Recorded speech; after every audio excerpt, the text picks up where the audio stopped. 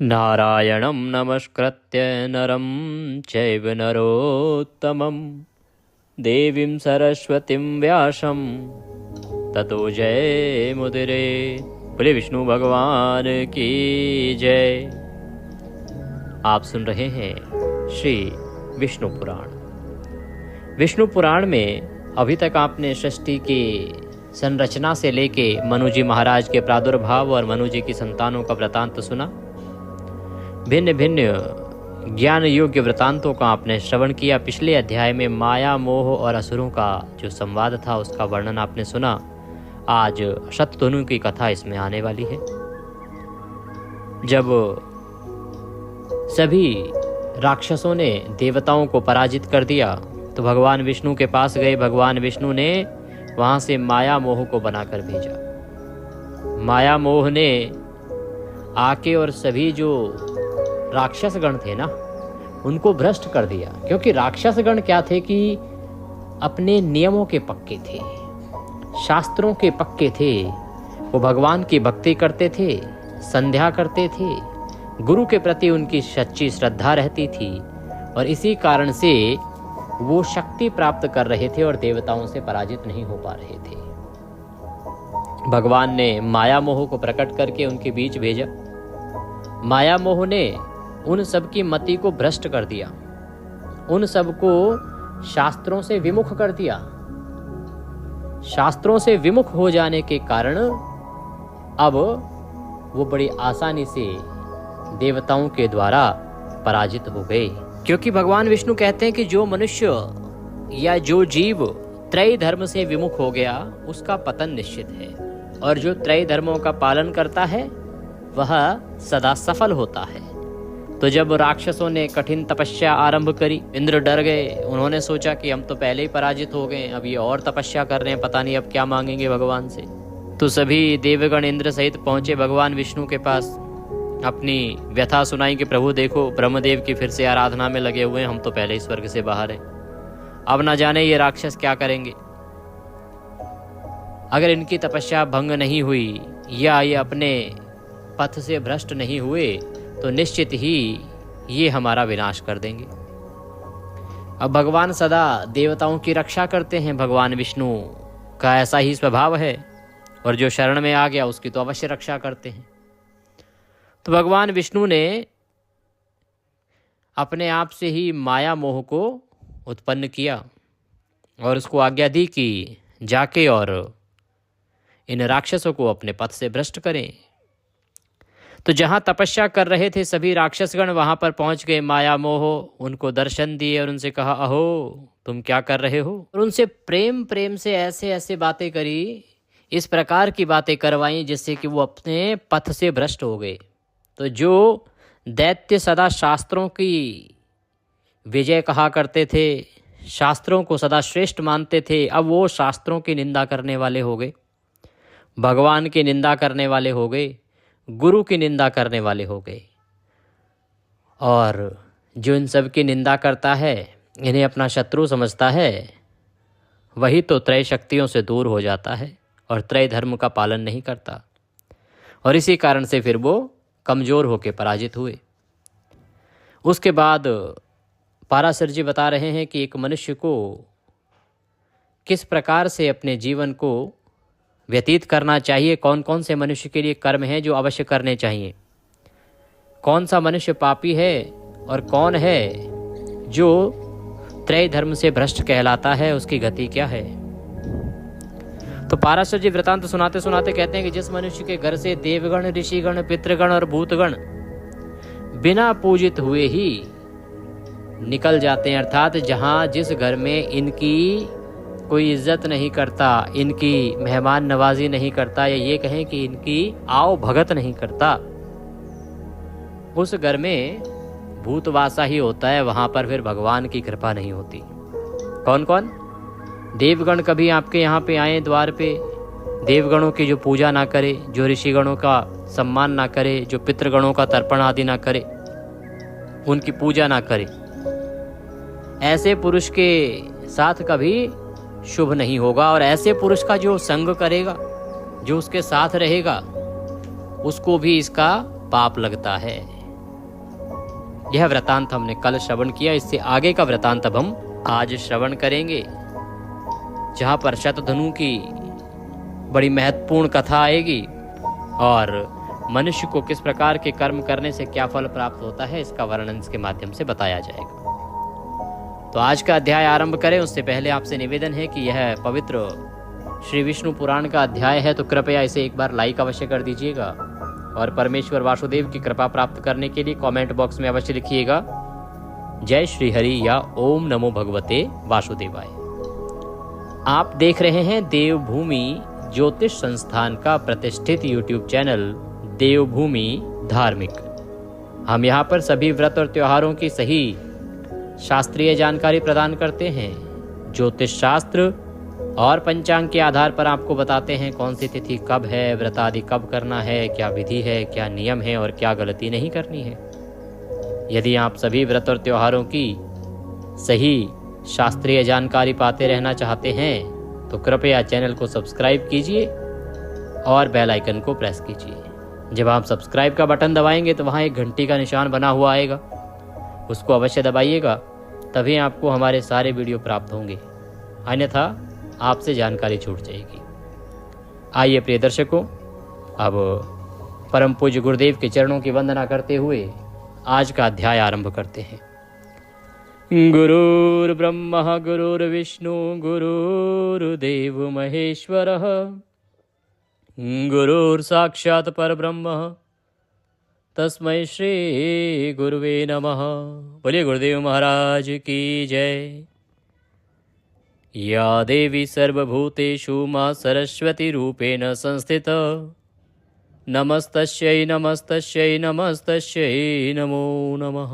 बोलिए सरस्वती महारानी की जय। बोलिए प्रथम पूज्य गणेश जी महाराज की जय। बोलिए विष्णु भगवान की जय। आप सभी दर्शकों को, आप सभी श्रोतागण को मेरा नमस्कार। आइए आज का वृतांत आरंभ करते हैं। पाराशर जी कहते हैं कि पूर्व काल में पृथ्वी तल पर शतधनु नाम से विख्यात एक राजा था। उसकी पत्नी थी सैव्या। वो अत्यंत ही धर्मपरायणा थी। वह महाभागा पतिव्रता, सत्य, शौच और दया से युक्त तथा विनय और नीति आदि संपूर्ण सुलक्षणों से संपन्ना थी। उस महारानी के साथ राजा शतधनु ने परम समाधि द्वारा सर्वव्यापक देव श्री जनार्दन की आराधना की, भगवान की आराधना की, भक्ति की। वे प्रतिदिन तन्मय होकर अनन्य भाव से होम, जप, दान, उपवास और पूजन आदि किया करते थे और पूजन आदि के द्वारा भगवान की भक्ति पूर्वक आराधना किया करते थे।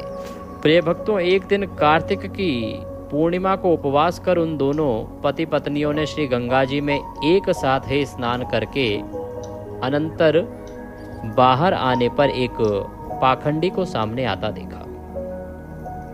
कार्तिक मास की पूर्णिमा का दिन था, उपवास उन्होंने कर रखा था। तो उन्होंने गंगा जी में स्नान किया। गंगा जी से स्नान करके जब बाहर आ रहे थे तो सामने से देखा एक पाखंडी आ रहा है। यह ब्राह्मण उस महात्मा राजा के धनुर्वेद आचार्य का मित्र था। अतः आचार्य के गौरववश राजा ने भी उससे मित्रवत व्यवहार किया। क्योंकि आचार्य का मित्र था तो राजा ने भी उसी प्रकार व्यवहार किया। आपके आचार्य का कोई मित्र यदि मिलेगा तो आप उसको सम्मान ही देंगे। तो प्रेमवत और मित्रवत उन्होंने व्यवहार किया उसके साथ। किंतु उसकी जो पतिव्रता पत्नी थी, उस पतिव्रता पत्नी ने उसका कुछ भी आदर नहीं किया। वह मौन रही और यह सोचकर कि मैं उपोषिता अर्थात उपवास युक्त हूं, उसे देखकर सूर्य का दर्शन किया। प्रिय भक्तों, फिर उन स्त्री पुरुषों ने यथारीति आकर भगवान विष्णु के पूजा आदि संपूर्ण कर्म विधि पूर्वक किए। कालांतर में वह शत्रुजित राजा समय आने पर मृत्यु को प्राप्त हो गया। तब देवी सैव्या ने भी चितारूढ़ महाराज का अनुगमन किया। अर्थात जब महाराज की चिता सजाई गई तो महारानी ने भी उन्हीं के साथ चिता पर सती होने का निर्णय किया, अपने प्राण त्याग दिए। अब क्योंकि राजा शतधनु ने उपास अवस्था में पाखंडी से वार्तालाप किया था। राजा शतधनु तीर्थ में थे, गंगा स्नान करके आए थे, और गंगा स्नान करके कार्तिक पूर्णिमा का दिन था, उनका व्रत था। उस उपवास की अवस्था में उन्होंने उस पाखंडी ब्राह्मण से बात की थी, जो भी पीछे वृतांत आया था ना, जो उनके आचार्य का मित्र था। तो उन्होंने क्योंकि उससे वार्तालाप किया था व्रत करते हुए, अतः उस पाप के कारण उसने कुत्ते का जन्म लिया। तो राजा को उस पाप से कुत्ते का जन्म प्राप्त हुआ, क्योंकि यह घोर पाप उसे लगा। पीछे वर्णन भी आया है, शास्त्रों में भी कहा है कि यदि आपने व्रत किया है, उपवास किया है, तो आपको पापी जनों से दूर रहना चाहिए। अगर आप पापी जनों को थोड़ा सा भी महत्व देंगे, उनसे वार्तालाप करेंगे, तो इससे आपका पुण्य क्षीण हो जाता है और उनका पाप आपको लग जाता है। इसीलिए जो प्रभु भक्त हैं उनको पापी लोगों से दूर रहना चाहिए, दुराचारियों से दूर रहना चाहिए, दुर्बुद्धियों से दूर रहना चाहिए। उनका त्याग कहा गया है। यदि आप उनकी संगति करेंगे तो आपके पुण्यों का नाश हो जाता है। और इसी कारण से वह राजा इतना धर्मात्मा होते हुए भी कुत्ते का जन्म प्राप्त करता है। था उनकी जो पत्नी थी, जो उनके साथ ही मृत्यु को प्राप्त हुई, वह शुभ लक्षणा काशी नरेश की कन्या के रूप में जन्म लेती है, जो सब प्रकार के विज्ञान से युक्त, सर्व लक्षण संपन्ना और जातिस्मरा अर्थात पूर्व जन्म का वृतांत जानने वाली थी। उसका जन्म राजा के यहाँ हुआ। बहुत उत्तम कन्या के रूप में उसने जन्म लिया, और वह पिछले जन्म की सारी बातों को जानने वाली थी, याद रखने वाली थी। तो राजा ने उसे किसी वर को देने की इच्छा की, किंतु उस सुंदरी के ही रोक देने पर वह उसके विवाह आदि से उपरत हो गई। जब लड़की बड़ी हुई तो राजा ने प्रयास किया कि उसका विवाह कर दिया जाए, तो पुत्री ने मना किया, क्योंकि वह तो अपने पूरे पिछले जन्म का वृतांत जानती थी। अतः जब उसने मना किया तो राजा ने भी उसको विवाह नहीं किया, अपनी बेटी का विवाह किसी के साथ करने से मना कर दिया। तब उसने दिव्य दृष्टि से अपने पति को श्वान हुआ जान विदिशा नामक नगर में जाकर उसे वहां कुत्ते की अवस्था में देखा। अब पिछले जन्म का तो उसको आभास था ही, और क्योंकि वह भगवान की भक्त थी, अतः उसने दिव्य दृष्टि से जान लिया कि उसके जो पति थे वो इस वक्त कहाँ पर है। तो उन्हें पता लगा कि वो विदिशा नामक एक नगर में हैं और वहां पर कुत्ते की अवस्था में हैं। अपने महाभाग पति को श्वान रूप में देखकर उस सुंदरी ने उसे सत्कार पूर्वक अति उत्तम भोजन कराया। वो वहां गई, उसको बिठाया, पकड़ा और उसको अच्छा अच्छा खाना खिलाया। उसके दिए हुए उस अति मधुर और इच्छित अन्न को खाकर वह अपनी जाति के अनुकूल नाना प्रकार की चाटुता प्रदर्शित करने लगा।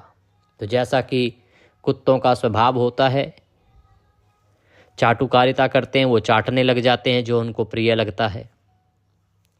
उसके चाटुता करने से अत्यंत संकुचित हो उस बालिका ने कुत्सित योनि में उत्पन्न हुए उस अपने प्रियतम को प्रणाम कर उससे इस प्रकार कहा, महाराज, आप अपनी उस उदारता का स्मरण कीजिए जिसके कारण आज आप श्वान योनि को प्राप्त होकर मेरे चाटुकार हुए हैं।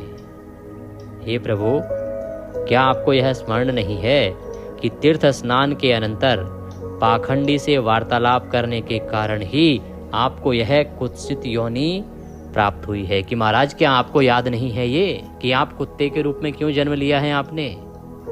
वो जो आपने पाखंडी से वार्तालाप किया था, इस कारण से आपको ये जन्म प्राप्त हुआ है।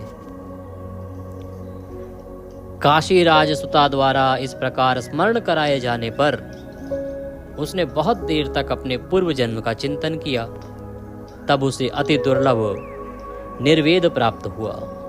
उसने अति उदास चित्त से नगर के बाहर आ प्राण त्याग दिए और फिर श्रगाल योनि में जन्म लिया।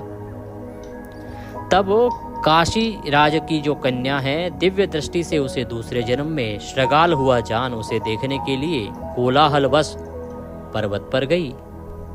वहां भी अपने पति को श्रगाल योनि में उत्पन्न हुआ देख वह सुंदरी राजकन्या उससे बोली, हे राजेंद्र, श्वान योनियों में जन्म लेने पर मैंने आपसे जो पाखंडी की वार्तालाप के विषय में पूर्व जन्म का वृतांत कहा था, क्या वह आपको स्मरण है?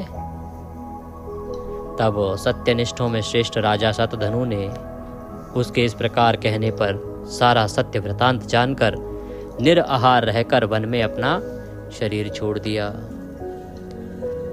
फिर वह एक भेड़िया हुआ, तो तीसरा जन्म लिया उसने एक भेड़िए के रूप में। उस समय भी अनिंदिता राजकन्या ने उस निर्जन वन में जाकर अपने पति को उसके पूर्व जन्म का वृतांत स्मरण कराया।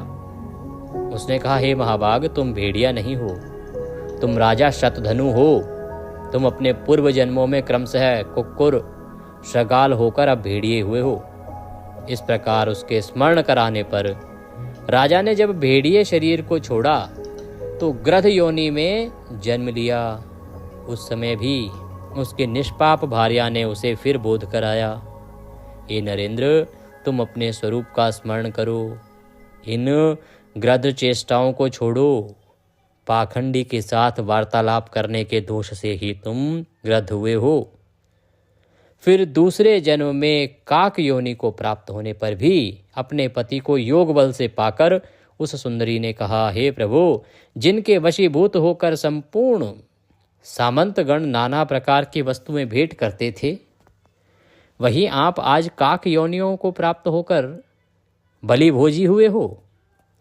इसी प्रकार काक योनि में भी पूर्व जन्म का स्मरण कराए जाने पर राजा ने अपने प्राण छोड़ दिए और फिर मयूर योनि में उनका जन्म हुआ, मोर के रूप में।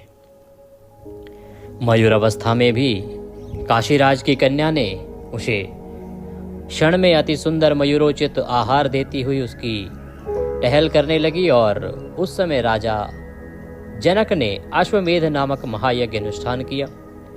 उस यज्ञ में अवभ्रत स्नान के समय उस मयूर को स्नान कराया। तब उस सुंदरी ने स्वयं भी स्नान कर राजा को यह स्मरण कराया कि किस प्रकार उसके स्वान और श्रगाल आदि योनियां ग्रहण की थी।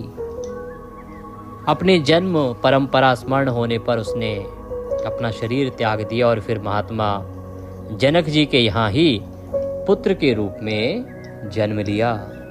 तब उस सुंदरी ने अपने पिता को विवाह के लिए प्रेरित किया। उसकी प्रेरणा से राजा ने उसके स्वयंवर का आयोजन किया। स्वयंवर होने पर राजकन्या ने स्वयंवर में आए हुए अपने उस पति को फिर पति भाव से वरण किया। उस राजकुमार ने काशी राजसुता के साथ नाना प्रकार के भोग भोगे और फिर पिता के परलोकवासी हो जाने पर विदेह नगर का वह राजा बना। उसने बहुत से यज्ञ किए, याचकों को नाना प्रकार से दान दिए, बहुत से पुत्र उत्पन्न किए और शत्रुओं के साथ अनेकों युद्ध किए। इस प्रकार उस राजा ने पृथ्वी का न्याय अनुकूल पालन करते हुए राज्य भोग किया और अंत में अपने प्रिय प्राणों को धर्म युद्ध में छोड़ा। तब उस सुलोचना ने पहले के समान फिर अपने चित्तारूढ़ पति का विधि पूर्वक प्रसन्न मन से अनुगमन किया। इससे वह राजा उस राजकन्या सहित इंद्रलोक से भी उत्कृष्ट अक्षय लोक को प्राप्त हुआ। पाराशर जी कहते हैं कि हे द्विज श्रेष्ठ, इस प्रकार शुद्ध हो जाने पर उसने अतुलनीय अक्षय स्वर्ग, अति दुर्लभ दाम्पत्य और अपने पूर्वार्जित पुण्य का फल प्राप्त किया। कहते हैं कि इस प्रकार से उस राजा ने अपने पिछले जन्म में जो पुण्य कर्म किए थे और फिर इस जन्म में जो राजा के रूप में उसने सदकर्म किए, यज्ञ आदि करवाए, ब्राह्मणों को दान दक्षिणा आदि दी, ऋषियों की पूजा करी, अपने धर्म का पालन किया और किसी भी मिथ्या भाषण करने का अनुगमन नहीं किया और उससे वार्तालाप नहीं किया, और इसके कारण अब वह स्वर्ग से भी ऊपर वाले लोक में प्रतिष्ठित हुआ। पाराशर जी कहते हैं, हे द्विज, इस प्रकार मैंने तुमसे पाखंडी से संभाषण करने का दोष और अश्वमेध यज्ञ में स्नान करने का महात्म्य वर्णन किया। पाखंडी से वार्तालाप करना, संभाषण करना मतलब वार्तालाप करना। पाखंडी उसके सामने आ गया था राजा के पिछले जन्म में। तो इतना अच्छा कर्म करने के बाद भी देखिए राजा को कुत्ता बनना पड़ा, काक बनना पड़ा, गिद्ध बनना पड़ा, भेड़िया बनना पड़ा। और तदुपरांत मयूर रूप में जब वो था तो फिर से, क्योंकि उसकी जो पत्नी थी वह बार बार हर जन्म में उसको स्मरण कराती रही, उसकी मुक्ति कराती रही। और जब वह अंत में मयूर रूप में पैदा हुआ तो जब राजा जनक ने अश्वमेध यज्ञ किया, उसके लिए जल आया, उस अश्वमेध यज्ञ के जल से उस कन्या ने उस मयूर को स्नान कराया। और जैसे ही वह पवित्र जल उसके ऊपर पड़ा, अश्वमेध यज्ञ का वह जल, उससे जैसे ही मयूर ने स्नान किया वह परम धाम को चला गया। और फिर उसके पुण्य प्रभाव से वह राजा के यहाँ उत्पन्न हुआ, उत्तम राजकुमार के रूप में। और सभी भोगों को भोगकर फिर क्या गति हुई वो आपने वृतांत अभी सुना। तो इस प्रकार कहते हैं कि संभाषण करने से जो नुकसान हुआ वो मैंने तुम्हें बताया, और अश्वमेध यज्ञ में स्नान करने का क्या महत्त्व है ये मैंने आपको वर्णन किया। इसीलिए पाखंडी और पापाचारियों से कभी वार्तालाप और स्पर्श ना करें, अर्थात उनको छुएं नहीं। विशेषतः नित्य नैमित्तिक कर्मों के समय और जो यज्ञ आदि क्रियाओं के लिए दीक्षित हों, उसे तो उनका संसर्ग त्यागना अत्यंत आवश्यक है। कि आप जब भगवान की पूजा पाठ के कार्य कर रहे हों, नैमित्तिक कार्य कर रहे हों, यज्ञ आदि कार्य कर रहे हों, या यज्ञ के लिए जब आप दीक्षित हो गए हों, तो भूल के भी आपको उनका साथ नहीं लेना चाहिए। जो पाखंडी हैं, जो झूठे संभाषण करते हैं, मिथ्याचारी हैं और जो पाप कर्म करते हैं। पाराशर जी कहते हैं कि जिसके घर में 1 मास तक नित्य कर्मों का अनुष्ठान ना हुआ हो, उसको देख लेने पर बुद्धिमान मनुष्य सूर्य का दर्शन करे। फिर जिन्होंने वेद त्रयी का सर्वथा त्याग कर दिया है तथा जो पाखंडियों का अन्न खाते हैं और वैदिक मत का विरोध करते हैं, उन पापात्माओं के दर्शन आदि करने पर तो कहना ही क्या है। तो कहते हैं कि जिनके घर में नित्य अनुष्ठान, आपकी जो प्रतिदिन की पूजा है ना, आप अगर अपने घर में प्रतिदिन पूजन नहीं करते, भगवान का आवाहन नहीं करते, धूप बत्ती नहीं करते, सुबह शाम की संध्या वंदन नहीं करते, संध्या के समय भगवान की आरती नहीं करते, और 1 महीना आपको लगभग इसके बिना बीत जाए, तो ऐसा व्यक्ति पापाचारी कहा जाता है, उसको घोर पाप लगता है। ऐसे व्यक्ति का किसी को साथ नहीं करना चाहिए। और यदि कभी ऐसे किसी व्यक्ति का दर्शन हो जाए, अर्थात और यदि कभी ऐसे किसी दुराचारी को आप देख लें, तो आपको उसको देखने के बाद सूर्य के दर्शन करने चाहिए। इससे वह पाप नष्ट होता है, जिस प्रकार से उस रानी का वह पाप नष्ट हो गया था। फिर जिन्होंने वेद त्रयी का सर्वथा त्याग कर दिया है तथा जो पाखंडियों का अन्न खाते हैं और वैदिक मत का विरोध करते हैं, उन पापात्माओं के दर्शन आदि करने पर तो क्या होगा आप सोच भी नहीं सकते। इन दुराचारी पाखंडियों के साथ वार्तालाप करने, संपर्क रखने और उठने बैठने में महान पाप होता है।